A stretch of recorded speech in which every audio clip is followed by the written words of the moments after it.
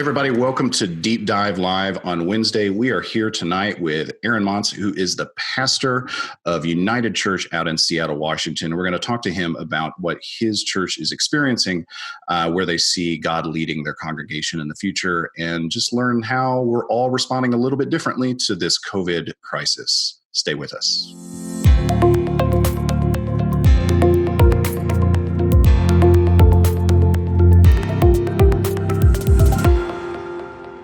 So, Aaron, this crisis is hitting us all a little bit differently. You are in Seattle, Washington, which is undergone quite the transformation, being one of the, if not the very first impacted community, to now a community that's really wrangled this thing. And obviously, you being the pastor of a church plant are highly affected by this, because I imagine it's not like you all have had a building for 40 years.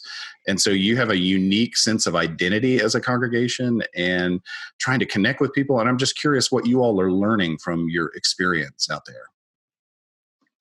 Yeah, we're learning an awful lot in terms of how to be the church, as well as how to care for one another in the midst of this. And by be the church, I mean, how are we expressing the gospel into our community in such a time as this, as well as how are we taking care of one another? And that's been really perhaps our biggest learning are those growing pains. We're a church that has a lot of non-Christians and a lot of new Christians that have connected with us and are a part of what we're doing. And so it's a giant learning curve and a giant learning circle for us as we continue to figure out what that means for us. It's been a big challenge, but I think we're actually moving forward now. 7+ weeks into this thing, we're kind of starting to find our footing and kind of starting to find some regularity to begin push forward. Would you mind sharing with us just sort of a snapshot of what's your week look like for your congregation? How are you all engaging one another? I guess we all accept that at some point our churches are trying to stream something at some point of worship service, something online, but this day and age calls for a lot more. So I'm curious how you're engaging people on a weekly basis. Yeah. I don't know. I think that might be the best. And there's no playbook for this, right? And I think that's probably our biggest challenge. But currently we do our Sunday gathering as we normally would do at noon on Sunday afternoons. And so that is our, so to speak, bread and butter, the time in which we want to create this rhythm that is allowing for people to still feel some semblance of normalcy. Our gatherings are a lot shorter now. They're about 35, 40 minutes as opposed to the hour 5 that we have normally been running, but it's all online and people are videotaping themselves from home. And so we're still leading worship.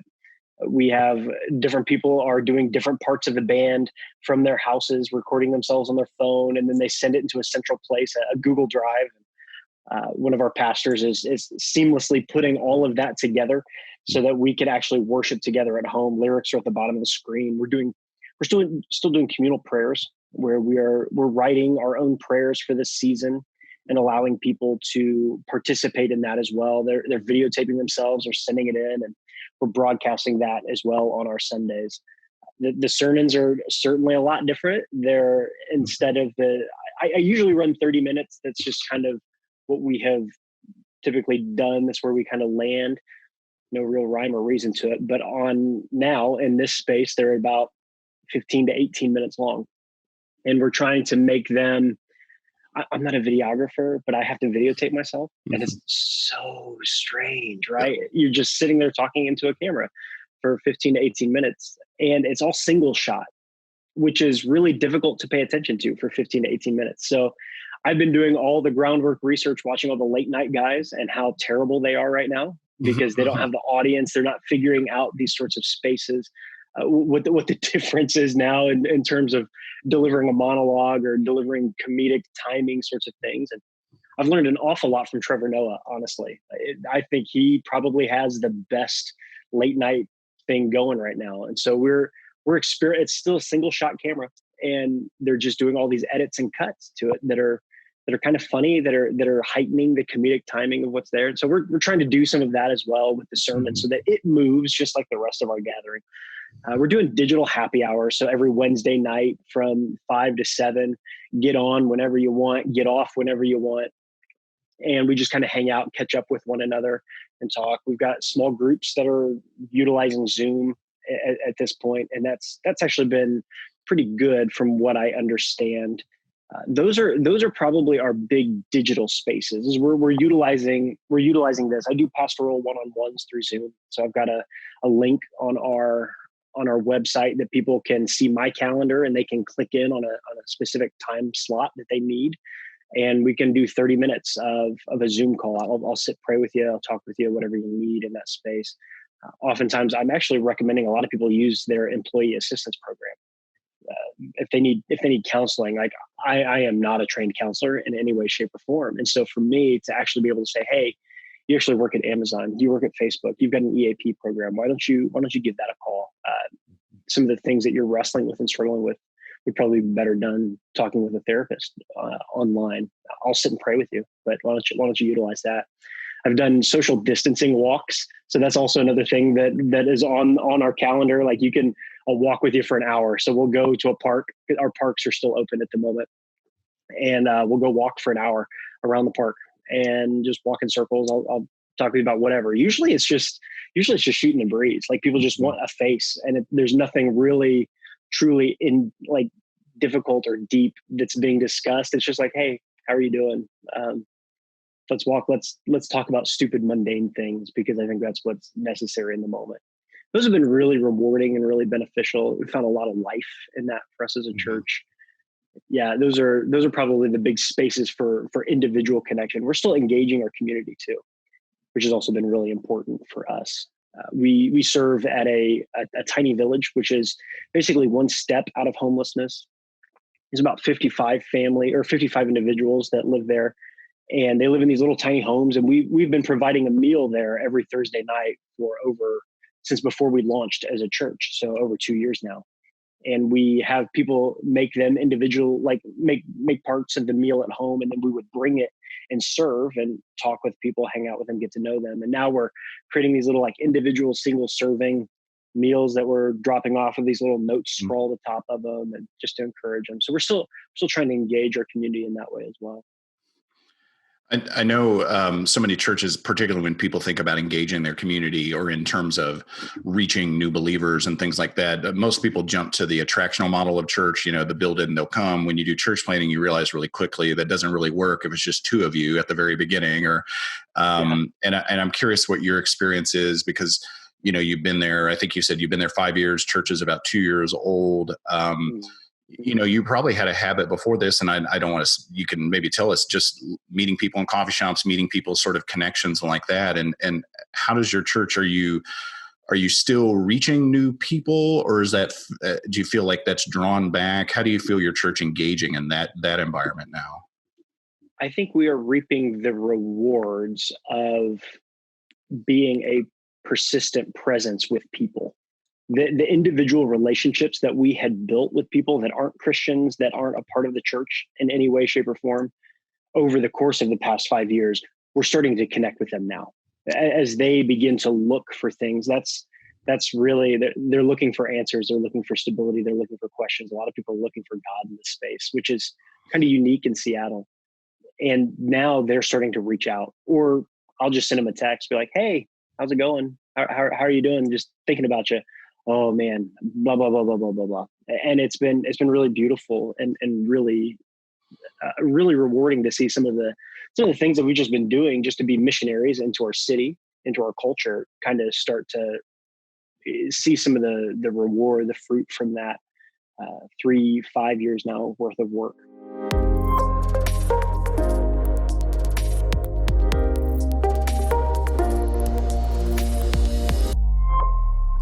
So Washington is very far away from Nashville, where we're sitting today. So I'm kind of wondering, citywide, what are some of the other churches that are surrounding you doing? Are they doing similar things to what you guys are attempting in the way? I love the thing that you just said, the persistent presence. I mean, is there a sense of that across the community? I don't know. And I say that because I grew up in the Midwest, and churches in the Midwest always worked together. There was always a sense of camaraderie and fellowship that was there. Out here in Seattle, that's not the case. Churches before the pandemic were fairly separate and kind of kept to their own. They never really badmouthed each other or anything like that. There was never like animosity, but getting people to work together has always been a really big challenge here. And so I don't know. I don't know. There's a growing sense of some churches are starting to look to one another to learn from one another, which I think is really good. And I don't know if this will be the thing that breaks down that iron wall, or tears that curtain in two, kind of thing. Maybe. And I would be really excited if it did, because I think that's one of the things that Seattle misses in terms of how to present the gospel to the world as a unified church. But yeah, I don't know if we're really, there's certainly some churches that are engaging. There are some churches that are standing pat, but what that looks like overall, I don't know. I think there's a lot, I do know that there's a lot of exhaustion. The pastors that I do talk to in the area, there's a lot of exhaustion and a lot of just trying to pare everything down to the simplest possible form that then they can rest. And I think rest is the biggest important thing for a lot of pastors right now. Mm-hmm. Yeah. Yeah, we certainly get that. That's been a topic of discussion among us this week, along with what it's like to constantly be filming yourself. So I'm going to ask my next question with the assumption that in the midst of change, God is always present. So even in the midst of this, God is with us and God is working on us. So this is a bit of a theoretical question here. If a miracle happened and the virus just poof went away, and somehow we all knew this and could begin worshiping, quote unquote, as normal tomorrow, what do you think has changed for you? How are you different, and what do you think has changed for your community? That's a really good question. I'll answer it a bit pessimistically. For our community, if it were to be gone completely, I don't think anything, like if there's a miraculous thing, I don't think anything will change. I think everybody will be like, oh, good. See, it wasn't a big deal. We can go back to normal. Mm-hmm. We can do everything the way that we always had done. I don't think we will have been put in the pressure cooker. Like the pressure cooker will have just completely released everything and been like, oh, great. See, it's done. We don't really have to deal with this pain. I don't think anything, if it miraculously went away, I don't think anything will have changed substantially, like substantively. Yeah. For myself, I think I've learned a lot more about boundaries in terms of what I am capable of and what I need to empower other people to do in this space. Like it's been a really good releasing for me. I would like to believe that if it went away tomorrow, that I will have learned that, but I doubt it. Right? Like I doubt that I will have held on to it.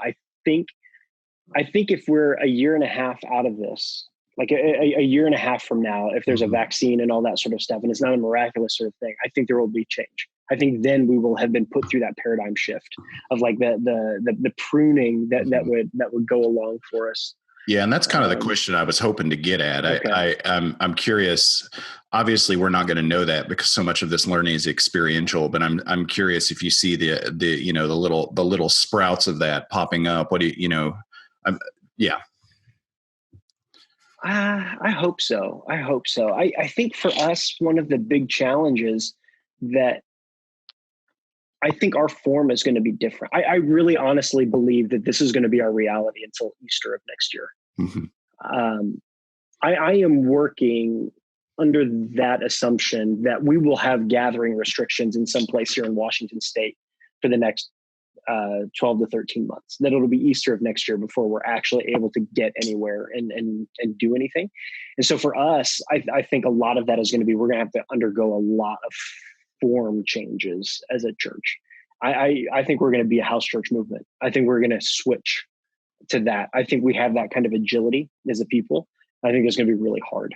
I think it's going to be really difficult for our church to move into that space because there is such an excitement, such a desire for that large space gathering. And by no means are we a large church. We are a church of about 60. Well, now we're a church of about 80. We've actually grown in the midst of this, which is really surprising. We're a church of about 80 right now that we're trying to take care of 2 years into this thing. And at least that's what our database says as of this morning. So I'm like, okay, there we go.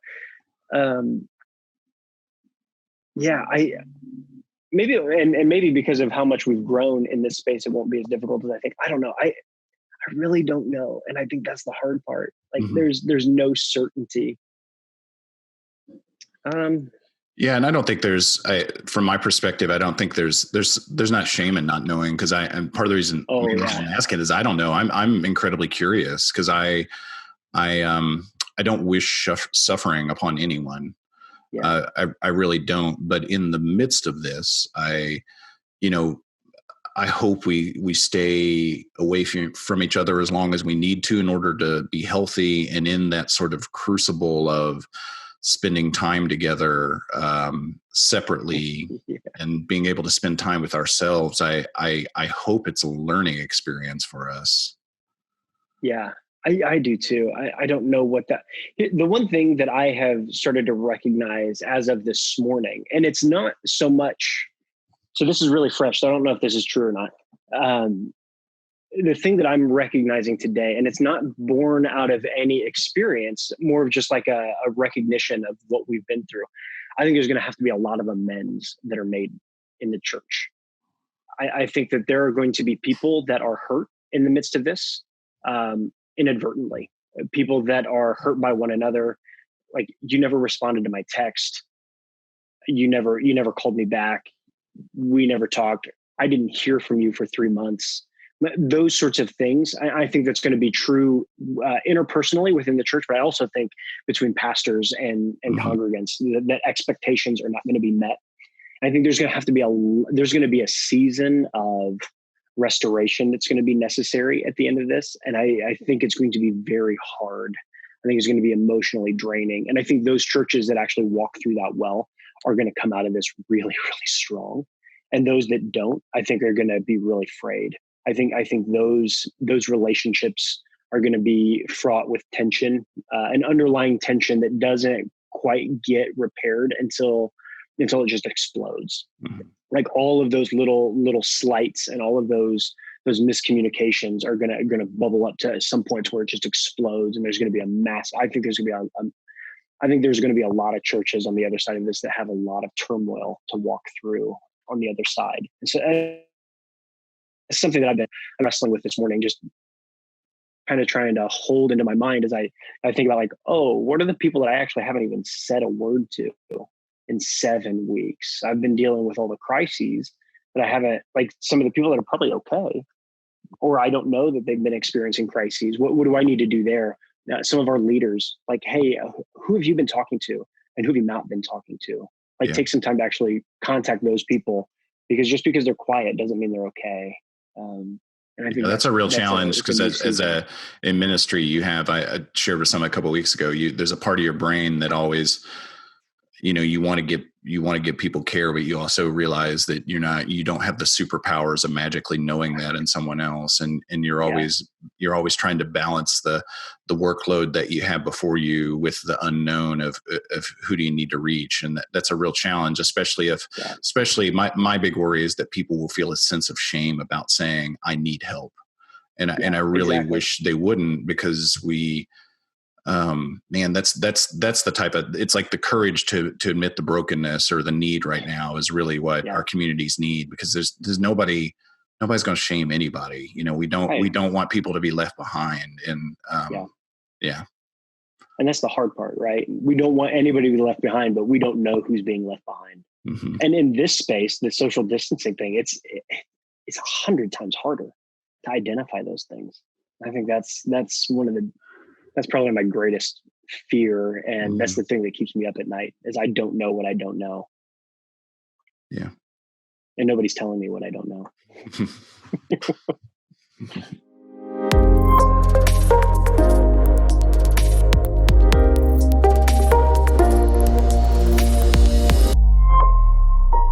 So I wanted to hop back just for a second to the way you were answering that question just a couple of minutes ago from Shane about if it all went away magically tomorrow. Because I think there's some power though into that first part, both of them, but particularly that first part of your answer, where if that did happen, which obviously we know it's not going to, but if it did, there might be some of the learning that would be lost. Mm-hmm. And, I've been thinking about a lot the next normal that we go to, not even the new normal, but that whatever that next. I like that. That's whatever really that next normal is that we're going to walk into. And I think for me personally, and I believe as a society, there's some things that it wouldn't hurt us to leave behind during this time. So I'm thinking particularly for the church, since this is the conversation we're in, what might be some of those things that you think wouldn't necessarily be terrible in that next normal if they weren't there anymore? Ooh, that's a really good question. You're asking the dangerous questions, Amy. What wouldn't be necessary in the next normal? Man, that's really good. I think immediately I would want to say, the building, but I don't think that's actually true. I think there's something important. So in an urban context, like where we are, buildings matter. And it matters because it shows stability and it shows longevity, it shows rootedness. So the building that we meet in, we don't own a building. We rent a building from the third oldest church in our neighborhood. It's 1908 or 1906 was when that was built, which in Nashville is not very long, but in Seattle, that's forever. We're the West Coast. We're late to the game, right? We're late to the country. And so that would probably be my immediate thing. Like, we don't need buildings. I think it shows the scars of history, right? So like this church, the church that we meet in, they lived through the influenza pandemic of 1918, right? They lived through that. And here they are living through the second one. I think that's really fascinating. I think that shows such longevity and importance. So I wouldn't want to say a building is the thing that we need to leave behind, but maybe how we utilize the building, how we utilize that space for mission, to reach people. There were images of the church in New York City. It was, I believe it was an Anglican church or an Episcopal church, where they were utilizing the space to prepare for to be a COVID treatment center. I'm like, yes, that is the church. That is exactly what it should look like. That's what we should be utilizing the buildings for. I know there are a few churches in the area that are utilizing their buildings for blood drives because blood is at such drastically low levels. And so they're utilizing their space for that. And I think, that's beautiful. Like, let's reimagine how we use our space. Let's reimagine how we utilize the building. Let's not throw the baby out with the bathwater. It's a gift, and it's something that has been gifted down from generation to generation. And I think that's something that we should steward well. Let's not protect the building. Like, I hope that maybe that's something that we lose, is that protectionism. Like, we have to protect the building. It's the golden calf. It has to look a certain way. It has to act a certain way. It has to function a certain way. I was the kid that was always running through the church, getting my hand smacked because of it, right? Like, no, let's allow children the joy of being in this space. Let's let them climb over the pews. Don't tear anything up, but like, they're going to climb over the pews. They're going to play hide and seek. Don't minimize their joy in that space, right? Let's utilize the building in that space. I hope that we do lose the building in some respects, and that we see ourselves more capable of doing things outside of it. That while the building itself can be a really beautiful ministry center, it's not the only thing. That your home, like, it can be that space. The coffee shop can be that space. The city streets can be that space. Your car can be that space. Like, what are you utilizing? What's that line from Ernest Hemingway in The Old Man and the Sea? He said, "Don't."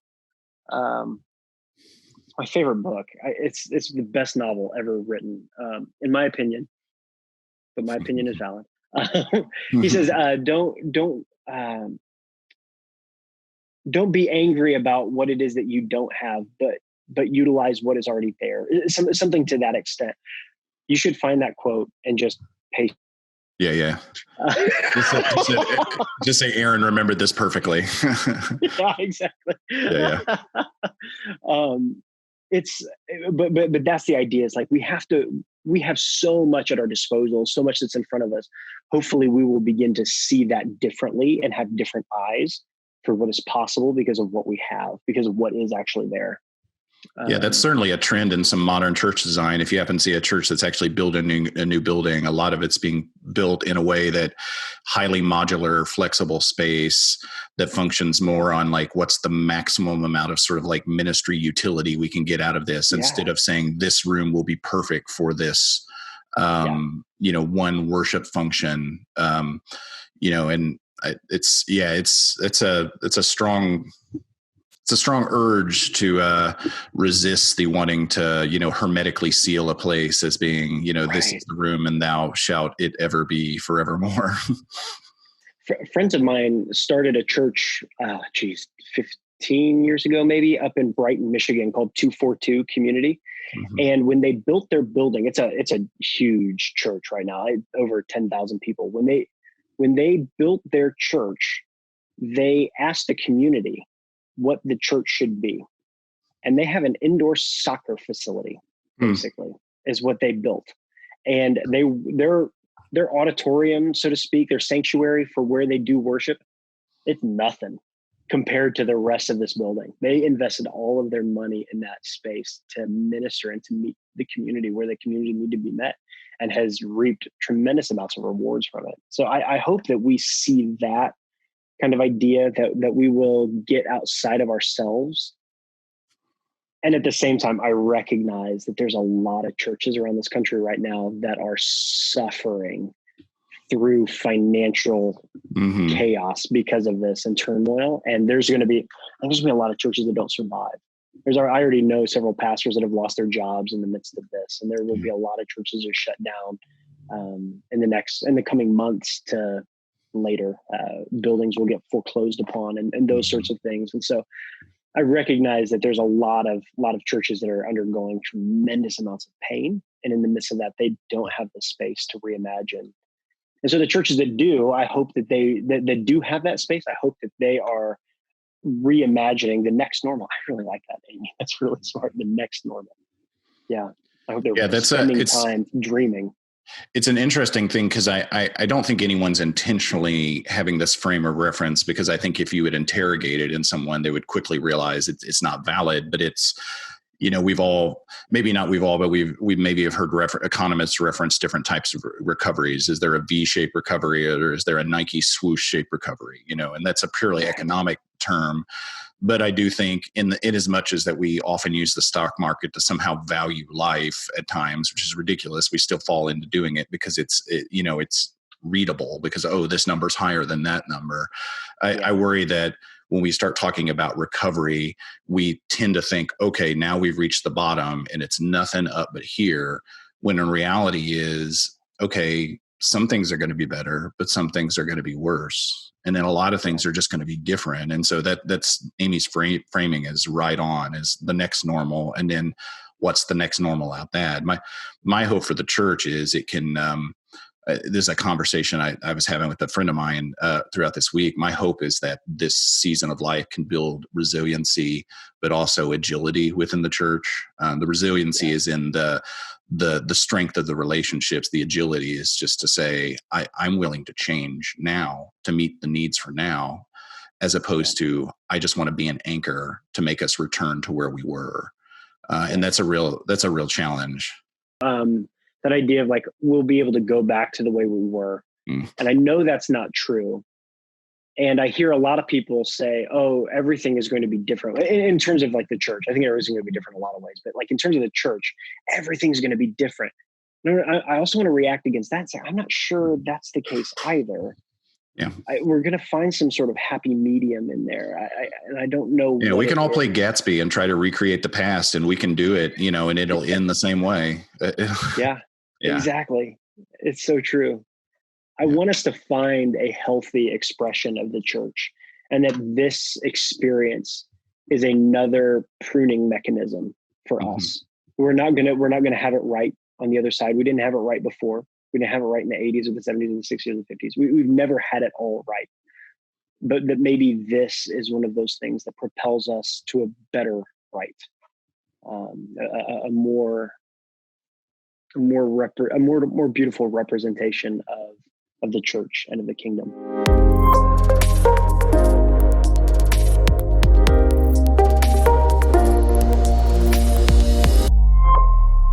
Well, we like to do recommendations every week, things that you might find distracting, things that you might find beneficial to you.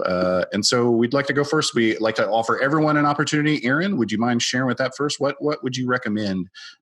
What's something that you've been using as a practice or something you've enjoyed that you'd recommend to folks? I go for walks every morning just by myself. It's the only way that I am able to not kill my child and not yell at my wife. Again, we live in a 900 square foot apartment. So we don't have a whole lot of space to get away from each other. And so getting out in the morning, even when it's raining, so Seattle, rain, right? I just go for walks. I know. And when I go, I actually listen to scripture. We have a podcast that we do that is just a scripture reading podcast as a church. And I listen to old seasons of it and listen to the scriptures. I pray. I go through a meditation app while I'm out as well. I'm only gone for about 30 minutes, but it makes all the difference. Well, for me, I'd just say it would be the Jordan documentary. It's called The Last Dance. It's on ESPN, but I think it's also on Netflix too. Like it pops up on Netflix maybe the next day. It's using footage from Michael Jordan's very last season with the Chicago Bulls. It is 10-hour-long episodes, which sounds intimidating, but it's great because they're actually interviewing and talking to Michael Jordan, which is sometimes rare, and everyone involved, and the footage is great. It's wonderful. So it's called The Last Dance. It's on ESPN and eventually Netflix. Awesome. So mine is actually also on Netflix this week. It is a show called Win the Wilderness.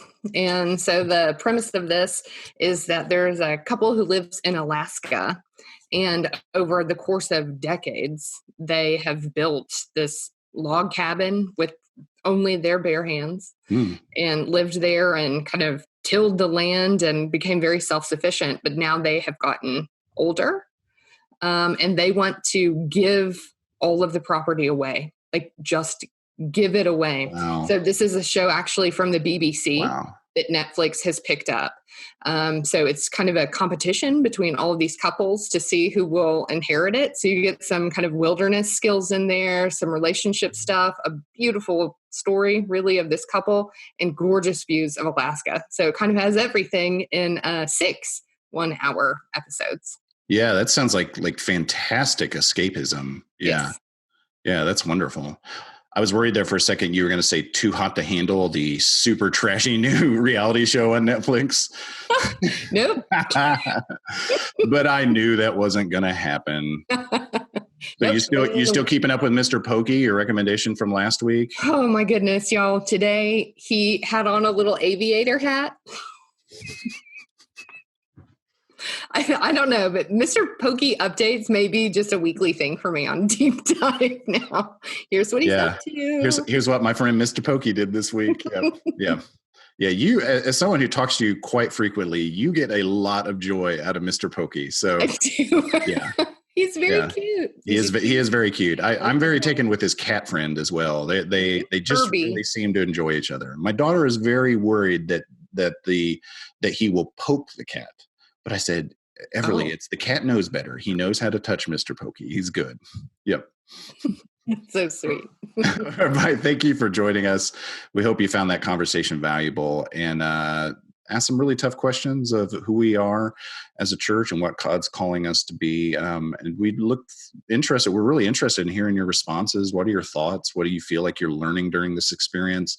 We're taking your questions every Tuesday and Thursday at noon with just little check-ins. We had one yesterday on Tuesday where we tried our best to answer some of your really difficult questions.